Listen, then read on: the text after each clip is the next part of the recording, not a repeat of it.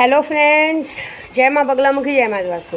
देखिए, मैं अभी आज तो देखिए शक्तियों के लिए कोई वीडियो नहीं है, लेकिन बहुत सारे लोग बोल रहे हैं माँ अगर हमें शक्तियाँ सिद्ध करानी है तो देखिए वो उनकी मर्ज़ी है, लेकिन ये है कि दिवाली में करवाओगे तो ज़्यादा अच्छा है। हाँ, बहुत सारे लोग बोल रहे थे कि माँ जैसे आप हर त्यौहार में कुछ ना कुछ करती हैं, गणपति में किसी को तोहफ़ा नहीं है क्या? देखिए, तोहफ़ा तो सबको है, अगर शक्तियाँ लो तो सबको तोहफ़ा है फ़िलहाल, लेकिन ये है कि दिवाली के बाद ही सिद्धियाँ चालू होंगी, दिवाली के दिन रात को।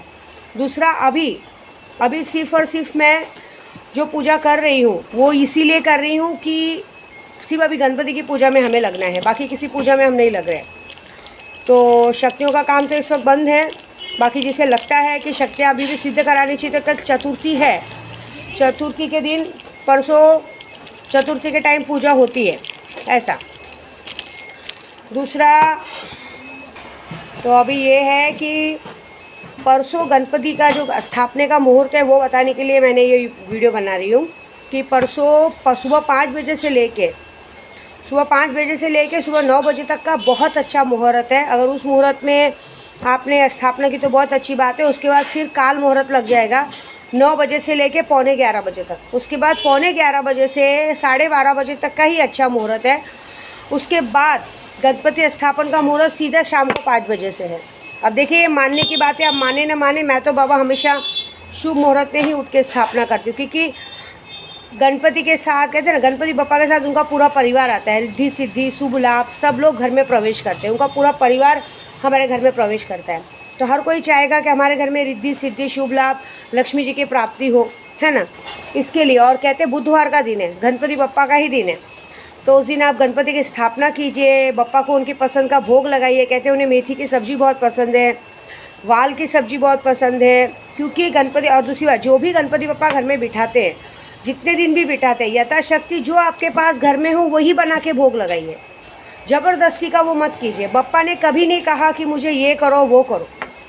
बहुत सारे जन गणपति बिठाते हैं तो ज़रूरी नहीं है स्थापना बहुत सरल तरीके से, मेन कहते हैं सर्वप्रथम गणपति पूजा ही जाता है, सर्वप्रथम हम गणपति जी की पूजा ही करते हैं, तो उनके आगे फिर हमें क्या करना है। तो लेकिन ये है कि उनकी स्थापना करते समय हमें नवग्रह देवता का भी आवाहन करना पड़ता है, कि नवग्रह देवता को आवाहन करने से हमारे नवग्रह देवता जो भी ग्रह खराब है उनकी शांति मिलती है। फिर षोडश मातृका मतलब 64 देवी गौरी की पूजा की जाती, गौरी को बाजू में रखा जाता है। ऐसे करके 2 पार्ट रख के, एक पार्ट पे 9 सुपारी, एक पहले एक चावल का गट्ठा बना लीजिए त्रिकोण में, एक पार्ट पे 9 सुपारी, एक पार्ट पे 16 है ना, कहते हैं 16 सुपारी का वो रखा जाता है। उसको त्रिकोण ना बना के आप ऐसे भगवान का वो कर सकते हैं, क्योंकि देखिए वो 64 कैसा होता है, 4 इधर 4 इधर 4 इधर 4 इधर, है कि नहीं, और बीच बीच में ऐसे करके 16 मातृका बनाई जाती है। आप किसी पंडित से भी करवाइए, लेकिन अगर ये सब नहीं कर सकते हैं, देखिए ज़रूरी नहीं है।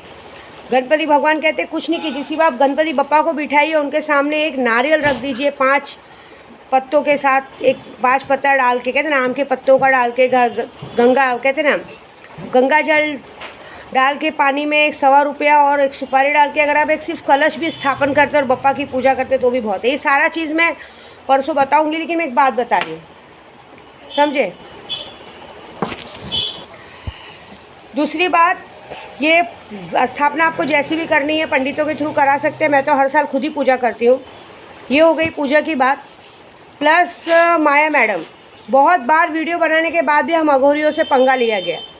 माया मैडम को लाने जाने के पहले ही उसकी पति की अच्छी खासी टुटाई हो गई, उसकी वजह से उसके दोस्तों को भी पड़ गई एक रात पहले ही।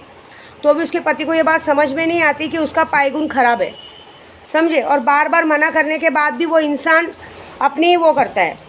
तो मैंने पहले ही कहा था कि माया मैडम एक ऐसी औरत है ना जिसको उसकी कोई इज्जत की पड़ी नहीं, वो बेशरम है, वो सोचती कुछ नहीं। लेकिन इस बार अघोरियों से पंगा लेने का मतलब क्या होता है वो देखना। जो भी माया मैडम को भेजा है, माया मैडम तो गई है, उसके भाई का तो बहुत बड़ा नुकसान होने वाला है 24 घंटे के अंदर, ये लिख के लेना आप। और माया मैडम को जिसने लाया है और जिसने लाने भेजा था उसका भी बड़ा नुकसान होगा, आप ये बात याद रखें। क्योंकि ये बात ये है कि इस बार हमें अघोरियों के हिसाब से दिखाना बहुत ज़रूरी है कि जब कोई इस तरह से हमारी बात का अनादर करता है तो उसकी क्या हालत होती है, बस। और जो कोई लोग बहुत सारे जन रहते हैं ना जो मुझे उल्टा बोल देते हैं, सोचते हैं कि विद्या माँ को उल्टा बोल दो, क्या फ़र्क पड़ता है, उसकी भी आज हालत बिगाड़ूंगी मैं। उसकी हालत भी ऐसी होगी जो असोचनीय होगी, जो होगा बहुत बड़ा होगा, बस ये देखिएगा। बाकी कुछ नहीं बोलूँगी, क्योंकि आज नुकसान होगा, क्योंकि एक बार अगर जब नुकसान होगा ना तो माया मैडम तो नहीं सुधरेगी, वो तो महा बेशरम है, उसको सुधार नहीं सकते। लेकिन उसको ले जाने वाले और उसको जो छोड़ने वाले और उसके लिए जो लड़ते हैं, जो उसकी तरफ से स्टेप उठाते हैं, वो तो आज के बाद ये गलती छोड़ देंगे। बस इतना ही बोलना है। बाकी मेरी वीडियो पसंद आए लाइक बिल्कुल ना भूलें, और गणपति की तैयारी धूमधाम से करें। बाकी ये है, और हाँ कुछ ग्रुप वालों को भी मैं बराबर करने वाली हूँ। जो लोग मेरी बात नहीं मानते हैं, जो लोग काम चालू करा के बाद में सोचते हैं कि ऐसा कर देंगे ऐसा, मैं कभी किसी की पर्सनल चीज़ें बोलती नहीं हूँ। लेकिन मैंने सोचा है जब मुझे किसी का चीज़ वापस करना ही है, तो जब मैं इतनी मेहनत मेरी बिगाड़नी है, तो मैं उनके साथ कुछ ऐसा करके दिखाऊंगी जो असोचनीय होगा। बस जय माता दी।